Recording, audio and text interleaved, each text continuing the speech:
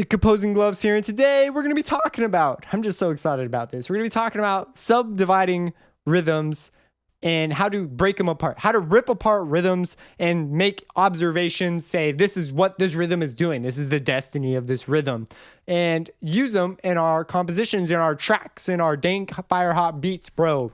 Potato chip, you feel me? So there's a really unique feature in FL, the pattern clip. I mean, it's just a sequencer, but as far as the way it's incorporated, very, very unique to this DAW. One of the reasons why it's so popular is the intuitiveness of how this works. I'm going to be using the piano roll for the most part, but we're going to talk about how to break down rhythms. Now, I will give you a warning. This will be, as we get more and more into rhythm, this will be more watered down in the long run than my other series will be in depth of how rhythm works.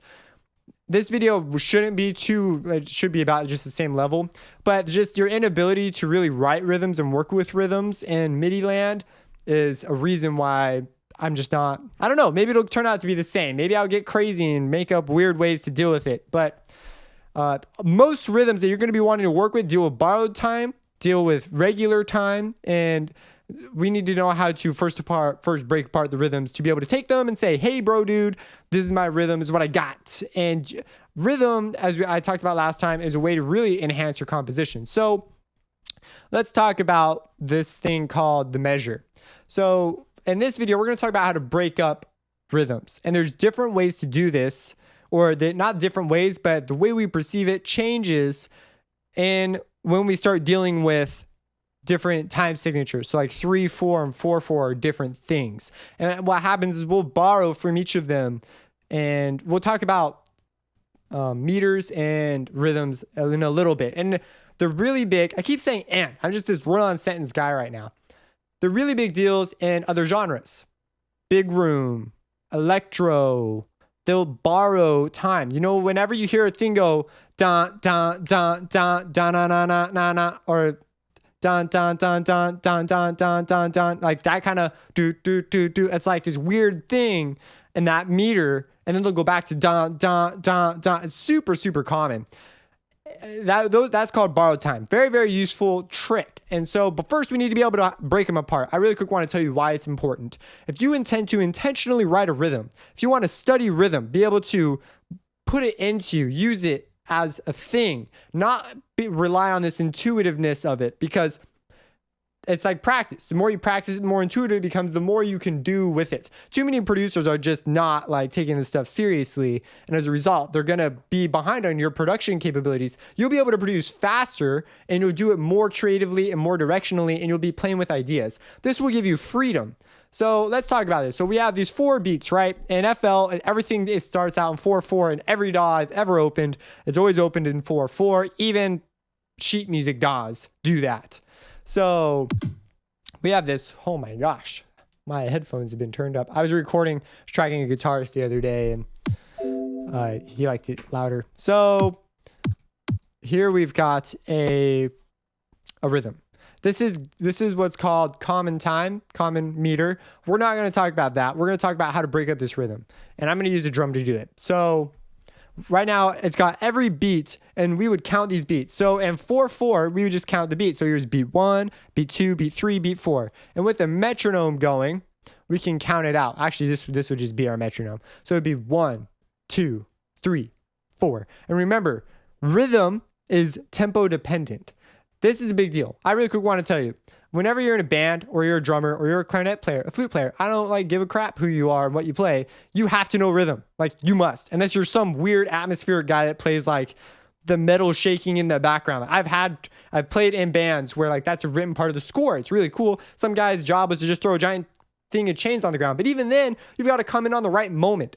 You have to know rhythm. You have to be able to interpret this stuff. If you play out of time and your rhythm is different, you're changing everything. Like, it's just bad if you play at a different tempo or something. So it's really, really important, these ideas, and you'll hear musicians use this all the time. So if you ever rehearse or record actual musicians, this will hugely improve your ability to coordinate with very exactly where you want things.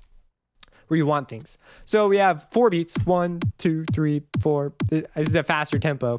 1, 2, 3, 4. So we just count them. 1, 2, 3, 4. Like, oh my gosh. What if we did something like this though? Now you could select them and drag them over while holding down shift, and you'll duplicate the notes. So now we've got this one. What's this thing right here? And so this is called the upbeat. So there are these things called downbeats and upbeats. Downbeats are the beats that are on, like you say the number 1, 2, 3, 4, like they're the number. Upbeats are the beat right after it. So if you were to divide your beat into half, which is what we did, the second half of that beat is called the upbeat, and they have a name. It's called the and, like literally and, like quotation and A&D in quotation. And they'll be represented in music and written music when you're analyzing rhythm with a plus sign. So it'll be like plus and.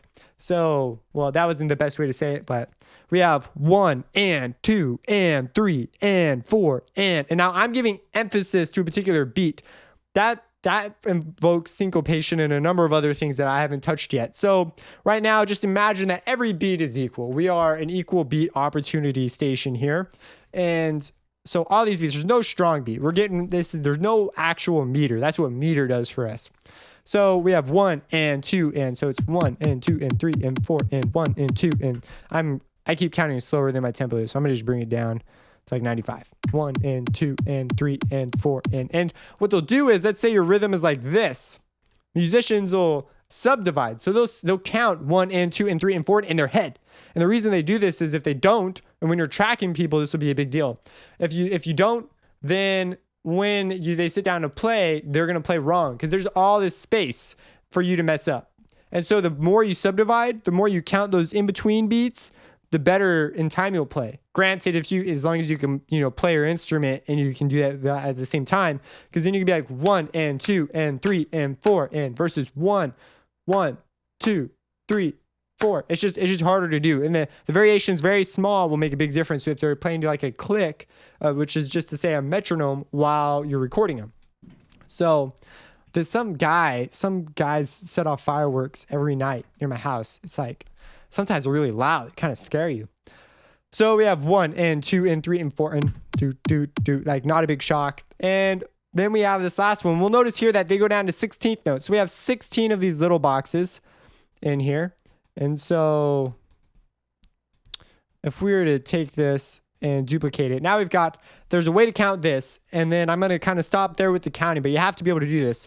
So you have 1 E and 2 E and 3 E and so you have 1, so the beat like 1 2 3 4, but these are E and so this is still and, like we didn't get rid of and, now we just added E and and you'll hear I've heard there are different systems for this. I took a theory class, I was required, and I took it, and it was kind of interesting because people of different nationalities replace these counting systems with syllables that are more convenient for them. So I was like, I didn't know that was a thing. But everyone I've ever talked to has always used 1 E and in bands, if you think this sounds kind of silly, if it's your first time around, they will refer to it like that. Like come in on the of 2. So here's 2 and there's and so come in there. And all the musicians will be like, they'll often say also pickups, which just means the 16th note before, or whatever note before. Sometimes it's an 8th note. It just depends. But they'll say pickups, so whatever was right before beat 3, like pickups to beat 3. Or on the downbeat is almost always referring to beat 1, because these are technically also downbeats, but sometimes they'll refer to these intuitively as upbeats. Beats 1 and 3 will be considered downbeats. Beats 2 and 4 will be considered upbeats. It's a matter of convention. And then whenever you talk about it, it's usually clear about the context it's in, but all these things have meanings. So you'll count it 1 E and a 2 E and a 3 E and a 4 E and a 1 E and you could get faster, but they kind of stop there. And what I want you to do is make out certain rhythms. This is the way you get good at this jazz. So you come up with a rhythm and then you say, oh man, this is my rhythm.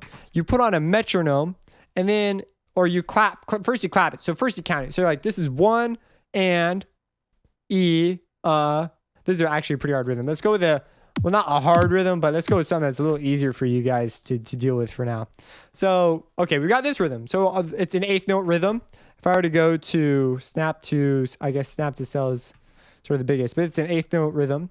So we have 1 and 2, 3 and 4 and now if we were to do that to a tempo, 1 and 2 and 3 and 4 and that's how your rhythm would sound. So we go dot dot dot dot dot dot dot. And if you ever do marching band, they will dot like out loud. Like it'll be freaking loud if it's a good band. They'll be like dot dot dot dot. Like you'll just hear them. That's mostly for metronome, just to keep everyone marching in the same tempo and stuff. But it's really interesting. That's how it works. So whenever you see people writing down rhythms, if they're familiar with rhythms and they know theory and stuff, they might just be writing, they'll just write it out and then they know what it's going to sound like. They've heard it before. They've analyzed it before. They've ripped it apart. And the way you do this, the way you practice it is you write out a rhythm.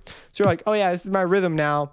And so you say, you clap it. Oh, you count it out loud. You count the subdivisions like 1 and 2 and 3 and 4 and you clap the notes. So you go 1 and 2 and 3 and 4. And if you want to get good and if you want your practice to really count, you'll do it to a metronome. So here we have it. 1 and 2 and 3 and 4 and 1 and 2 and 3 and 4 and 1 and 2 and 3 and 4. And yeah, you notice right there, I was rushing. So you'll notice you drift from tempo too. That's a musician thing. So, but you need to practice this stuff. So if we wanted our rhythm, let's say we wanted it to be this instead. So this would be, if we were to play it, 1 and 2 and 3 and 4 and 1 and 2 and 3 and 4 and 1 and 2 and 3 and 4 and now if you want to get really crazy, I rushed at the end there. If you want to get really crazy, you'll make a whole bunch of rhythms and you'll do it and you'll clap them out with a metronome and they'll be different every time. It'll just keep going and eventually you'll get good. It's like a game. I had one instructor. Her name was Margaret Worsley. And actually, if you clarinet, dubstep, Mozart, clarinet, dubstep, we did that track. And I recorded it. It was a really great, really fun project. She would have us. So she's a phenomenal clarinet player. She's been all over the world playing clarinet. She's one of the best in the world at clarinet. And what she had us in class do was we had to stomp our foot the tempo. So we had to stomp the metronome, sort of like a drummer. We had to clap the subdivisions. No, we had to clap the notes. We had to say the subdivisions out loud. And there were a few other things we had to do. I forgot, but when certain things came up, we had to do those too. Like we just do a crap ton of stuff all the time. And that's because when you're playing an instrument, you're thinking of the notes, you're thinking of the pitch. Am I in tune? Am I playing the correct timbre? Is the style correct? Am I playing the right rhythm? Am I playing in tempo so that the rhythm matters? All this jazz is just going on. And in marching band, it's even worse because then you have like you're moving and you gotta, the technique, your visuals, do they line up with everyone else? Are you looking in the correct spot? Are you just like, you know how that is if you've been a marching band, just a billion and 10 things. So anyways, that's rhythm 101. Now, another thing about rhythm that we need to talk about is there's this concept of borrowed time. We're going to talk about that later. But there was one other thing I wanted to say. I can't totally remember it right now. But so we could break things up. I think I'm going to call it good on rhythm there. If you have any questions about rhythm, let me know. Subscribe. And have a blessed day.